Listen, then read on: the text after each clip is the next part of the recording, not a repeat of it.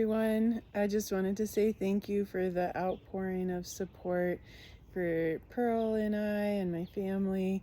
We definitely are blindsided by how things just have um, transpired over the past 9 days since Pearl's been alive.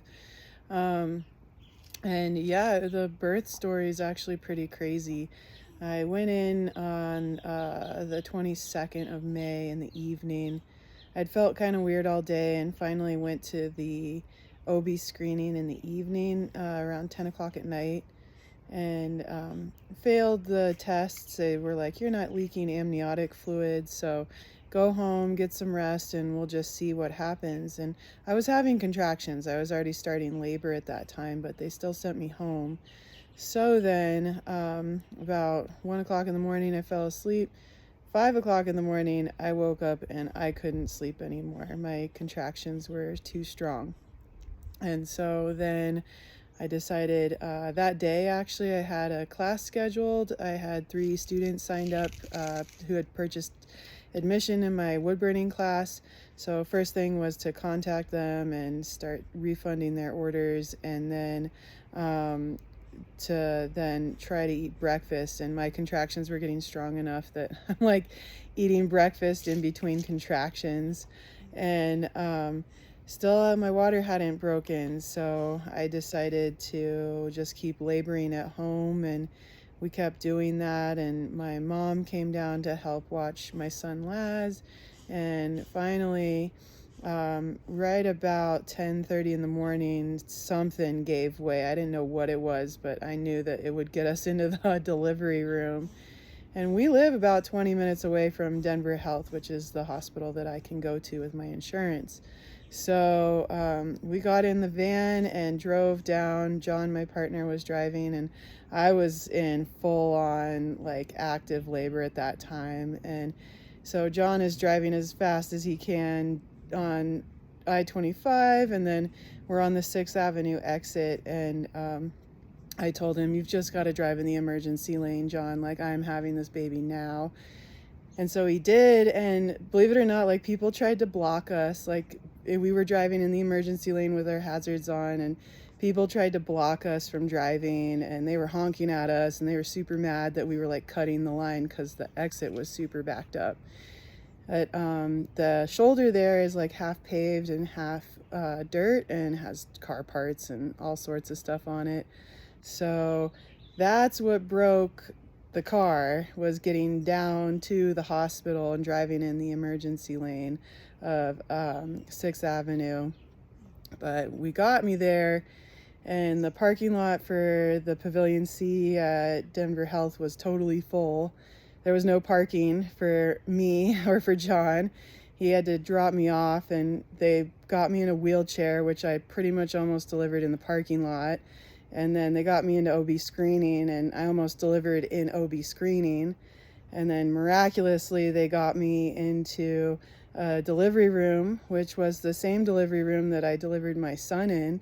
And like 20 minutes later, Pearl was born, which was pretty crazy. And somehow John made it there in time to help me deliver her too, because her delivery was harder and definitely more difficult than my first delivery with Laz. And I needed somebody who was equally as strong as I am to match the experience I was going through with delivery.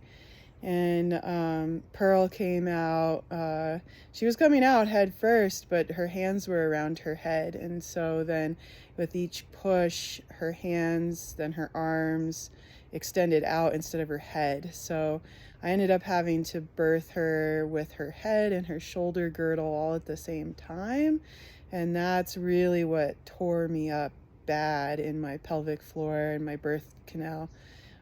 So then after Pearl was born, they actually spent more time sewing me back together and getting me back to stopping the bleeding, because I was having a lot of blood loss, than it took to actually even deliver little baby Pearl here. So that is why I unfortunately am in a situation where I can't go up and down stairs. I can't really do a whole lot. I have to let myself heal, recommended by the doctor for 4 to 6 weeks. And my studio is downstairs, so my place of employment is in a basement, so I can't really go into work even if we're having financially hard times. So doing what I can online, but even if I have an online order, I have to have somebody go get it for me from my studio because I can't go downstairs.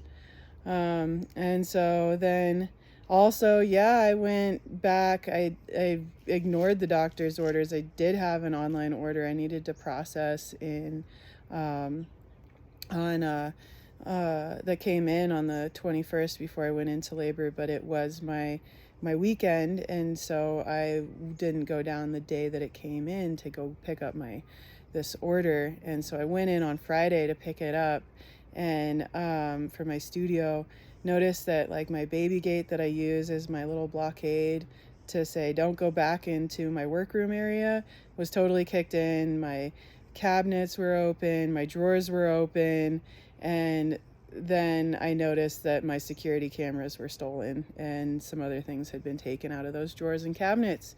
So that all happened the day that I was released from the hospital. I found all that and was like, wow. So I go into labor and have a baby, and I come out and somebody took advantage of the fact I wasn't there.